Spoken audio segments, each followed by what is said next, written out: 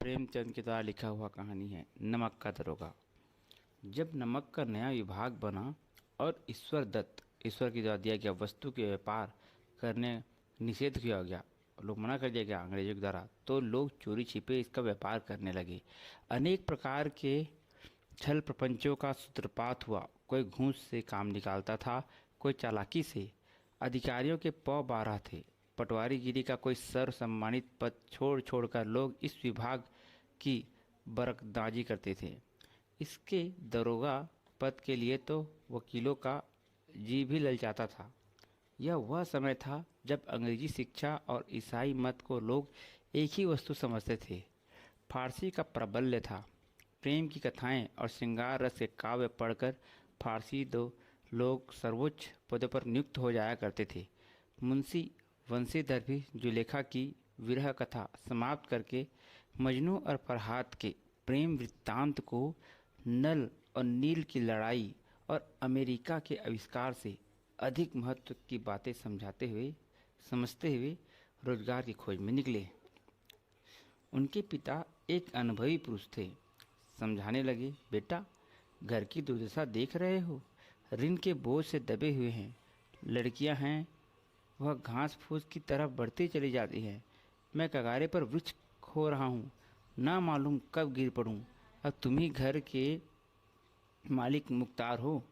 नौकरी में ओहदे की ओर ध्यान मत देना, यह तो पीर का मजार है।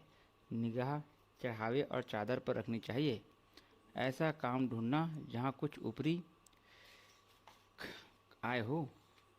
मासिक वेतन तो पूर्णमासी का चांद है, जो एक दिन दिखाई देता है और घटते घटते लुप्त हो जाता है।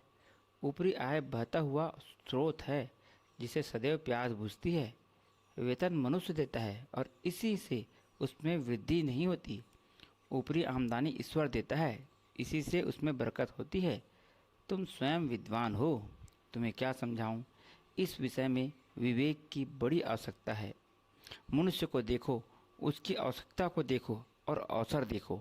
उसके उपरांत जो उचित समझो करो। गरज वाले आदमी के साथ कठोरता करने में लाभ ही लाभ है, लेकिन बेगरज को दांव पर पाना जरा कठिन है। इन बातों को निगाह में बांध लो, यह मेरी जन्म भर की कमाई है। इस उपदेश के बाद पिताजी ने आशीर्वाद दिया। वंशीधर आज्ञाकारी पुत्र थे। ये बातें ध्यान से सुनी और तब घर से चल पड़े हुए। इस विस्तृत संसार में उसके लिए धैर्य, अपना मित्र, बुद्धि, अपनी पथ दर्शक और आत्मावलंबन की ही अपना सहायक था। लेकिन अच्छे शकुन से चले थे। जाते ही जाते नमक विभाग के दरोगा पद पर प्रतिष्ठित हो गए। वेतन अच्छा और ऊपरी आय का तो ठिकाना ही न था। वृद्ध मुंशी जी को सुख संवाद मिला तो फूले न समाये। जब उनको खबर मिले उनके पिताजी को कि बेटा नमक के दरोगा हो गए हैं, तो बहुत खुश हुए उनके पिताजी। महाजन लोग कुछ नरम पड़े। कलवार की असलता ढलाई। पड़ोसियों के हृदय में सूल चूटने लगे। अब जाहिर बात है, पड़ोसी लोग को थोड़ा जलन होने लगी। जाड़े के दिन थे, रात का समय था। नमक के सिपाही चौकीदार नशे में मस्त थे। मुंशी वंशीधर को यहाँ आए अभी 6 महीनों से अधिक न हुआ था, लेकिन इस थोड़े समय में ही उन्होंने अपनी कार्य कुशलता और उत्तम आचार से व्यवहार से अफसरों को मोहित कर लिया था। अफसर लोग उन पर बहुत विश्वास करने लगे। नमक के दफ्तर से 1 मील पूर्व की ओर जमुना बहती थी। उस पर नावों का एक पुल बना हुआ था। दरोगा जी किवाड़ बंद किए मीठी नींद सो रहे थे। अचानक आंख खुली तो नदी के प्रवाह की जगह गाड़ियों की गड़गड़ाहट और मल्लाहों का कोलाहल सुनाई दिया। उठ बैठे। इतनी रात गए गाड़ियाँ क्यों नदी के पार जाती हैं? अवश्य कुछ न कुछ गोलमाल है। तर्क ने भ्रम को पुष्ट किया। वर्दी पहनी, तमंचा जेब में रखा और बात की बात में घोड़ा बढ़ाए हुए पुल पर आ पहुँचे।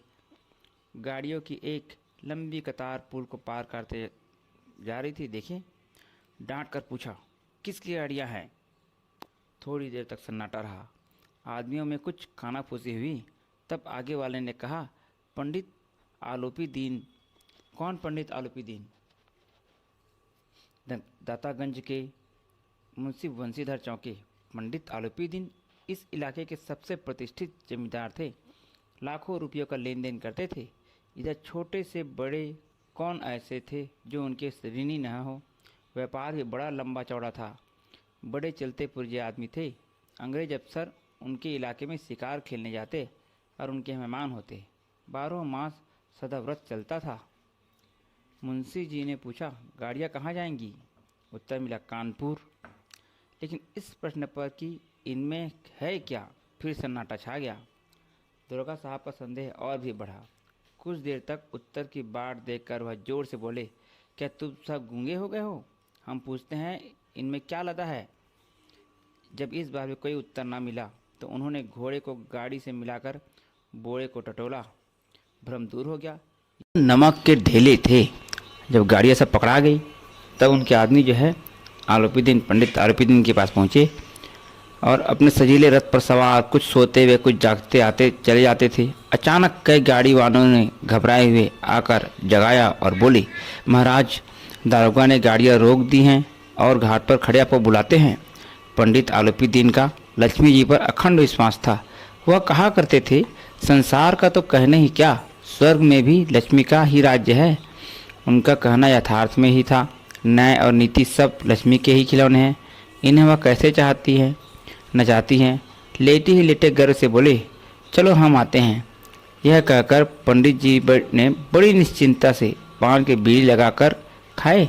फिर लिहाफ ओढ़े हुए दरोगा के पास आकर बोले, बाबूजी, आशीर्वाद कहिए, हमसे ऐसा कौन सा अपराध हुआ कि गाड़ियाँ रोक दी गई? हम ब्राह्मणों पर तो आपकी कृपा दृष्टि रहनी चाहिए। वंशीधर रुखाई से बोले, सरकारी हुक्म? पंडित आलोपीदीन ने हंसकर कहा, हम सरकारी हुक्म को नहीं जानते और न सरकार को। हमारे सरकार तो आप ही हैं। हमारा और आपका तो घर का मामला है। हम कभी आपसे बाहर हो सकते हैं? अपने व्यर्थ का रुष्ट कष्ट उठाया है। यह हो नहीं सकता कि इधर जाए और इस घाट के देवता को भेंट न चढ़ाए। मैं तो आपकी सेवा में स्वयं ही आ रहा था। वंशीधर पर ईश्वर की मोहनी का कुछ प्रभाव न पड़ा। ईमानदारी की नई उमंग थी। कड़क कर बोले, वंशीधर पर ईश्वर की मोहनी का कुछ प्रभाव न पड़ा। ईमानदारी की नई उमंग थी। कड़क कर बोले, हम उन नमक हरामियों में नहीं हैं जो कौड़ियों पर अपना ईमान बेचते फिरते हैं। आप इस समय हिरासत में हैं। सवेरे आपका कायदे के अनुसार चालान होगा। बस मुझे अधिक बातों की फुर्सत नहीं है। जमादार बदलू सिंह, तुम इन्हें हिरासत में ले लो, मैं हुक्म देता हूँ।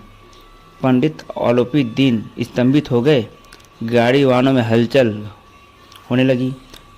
पंडित जी के जीवन में कदाचित यह पहले ही अवसर था कि पंडित जी को ऐसी कठोर बातें सुननी पड़ी। बदलू सिंह आगे बढ़ा, किंतु रोब के मारे यह साहस न हुआ कि उनका हाथ पकड़ सके। पंडित जी ने धर्म का ऐसा निरादर करते कभी न देखा था। विचार किया कि यह अभी उद्दंड लड़का है, माया मोह के जाल में अभी नहीं पड़ा, अल्लड़ है, झिझकता है। बहुत दीन भाव से बोले, बाबू साहब, ऐसा ना कीजिए, हम मिट जाएंगे, इज्जत धूल में मिट जाएगी। हमारा अपमान करने से आपके क्या हाथ आएगा? हम किसी तरह आपसे बाहर थोड़े ही हैं। वंशीधर ने कठोर स्वर में कहा, हम ऐसी बातें नहीं सुनना चाहते हैं। आलोपीदीन ने जिस सहारे को चट्टान समझ रखा था वह पैरों से नीचे खिसकता हुआ मालूम हुआ। स्वाभिमान और धन ऐश्वर्य को कड़ी चोट लगी, किंतु अभी तक धन की सांख्यिक शक्ति का पूरा भरोसा था। अपने मुख्तार से बोले, लाला जी, 1000 के नोट बाबू साहब को भेंट करो। आप इस समय भूखे सिंह हो रहे हैं। वंशीधर ने गर्म होकर कहा, 1000 नहीं, 1 लाख भी सच्चे मार्ग से नहीं हटा सकते। धर्म की इस बुद्धिहीन दृढ़ता और देव दुर्लभ त्याग पर मन बहुत झुंझलाया। अब दोनों शक्तियों में संग्राम होने लगा। धन ने उछल उछल कर आक्रमण करने शुरू किए। एक ने 5, 5 से 10, 10 से 15 और 15 से 20,000 तक नौबत पहुंची, किंतु धर्म अलौकिक वीरता के साथ इस बहुसंख्यक सेना के सम्मुख अकेला पर्वत की भांति अटल अविचलित खड़ा रहा था।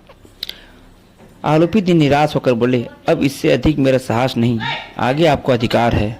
दोस्तों, आगे की कहानी अगले वीडियो में। Thank you.